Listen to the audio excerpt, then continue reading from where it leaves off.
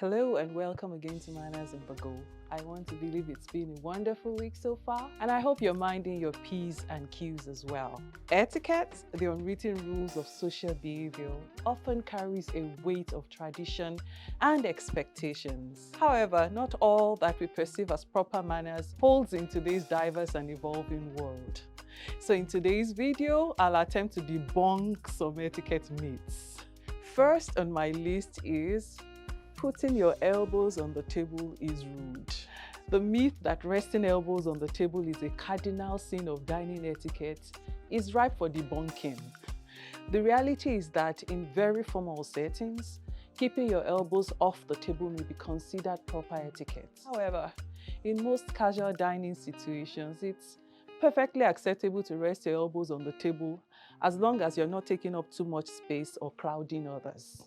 The next myth I'd like to debunk is that it's rude to eat with your fingers. The reality is that while there are situations where using your silverware is expected, especially in formal dinners, there are many foods that are perfectly acceptable to eat with your fingers. That's why we call them finger foods, like sandwiches, pizza, chicken wings, or our popular small chops, or even our African morsel foods. They're all designed to be eaten by hand. So don't feel guilty about eating these foods with your hands. Just ensure that your hands are clean for the job. The next myth I'd like to debunk is that interrupting a conversation is always disrespectful. We've been told many times that interrupting conversations is unbecoming. But the truth is, interrupting isn't always rude. It can be a good thing depending on the situation. You know, just like holding the door, it depends on timing. Constant interruption is like slamming the door on a conversation. It stops the other person and makes it hard to have a flowing chat. But a well-timed interruption can be like opening the door to a new idea. Maybe you have something to add that connects to what they're saying, or maybe you want to give someone else a chance to speak. So yes, you can interrupt a conversation, but do it politely. The next myth I'd like to debunk is that you must RSVP to every invitation. It is common courtesy to RSVP, meaning répondez s'il vous plaît, which is French for please respond to an invitation, but it's not always mandatory. Here is why. While responding promptly to invitations demonstrates consideration and respect for the host's planning efforts, the notion that failure to RSVP is a cardinal sin of etiquette is quite exaggerated. Truth is, life is unpredictable and circumstances may arise that will prevent timely responses. Besides, for casual get-togethers with close friends or family, a simple, "Hey, I'll be there," or "I can't make it this time," might suffice, especially if you communicate directly with the host. If you receive a very short notice invitation, it's okay to attend without a formal RSVP, especially if you can let the host know quickly if something comes up. The next tip I'd like to debunk is that tipping is expected everywhere around the world. The reality is that while tipping remains a prevalent practice in many parts of the world, the belief that it is universally expected everywhere is a myth that merits scrutiny. Tipping customs vary greatly from country to country. In some places, tipping is already factored into the bill, while in others, it's not even expected at all. In Nigeria, for instance, tipping isn't mandatory. A small token of appreciation is always welcome. There is no social pressure to tip in Nigeria. Salaries and wages are the primary sources of income for service staff.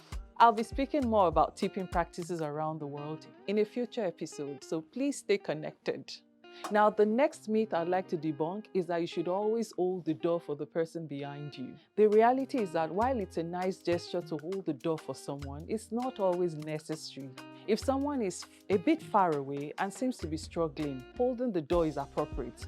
However, if someone is right behind you, it's okay to let the door close naturally. Holding the door for someone who seems like they might not want to be slowed down could be seen as intrusive. Now, the last myth I'd like to debunk today is that etiquette makes you inauthentic.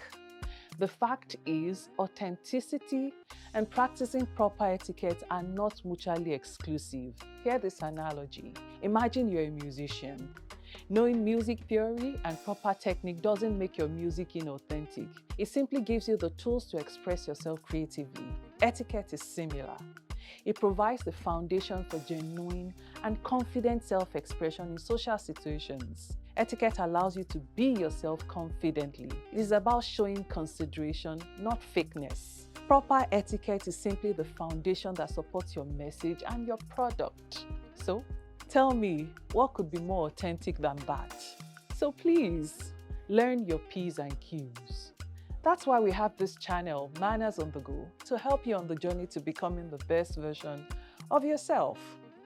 And there you have it. We've smashed some common etiquette myths and shed light on the truth behind them. Remember this, etiquette is created to help you go through modern life with grace and courtesy, not rigidity.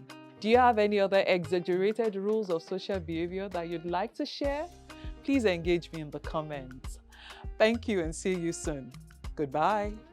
Manners on the Go.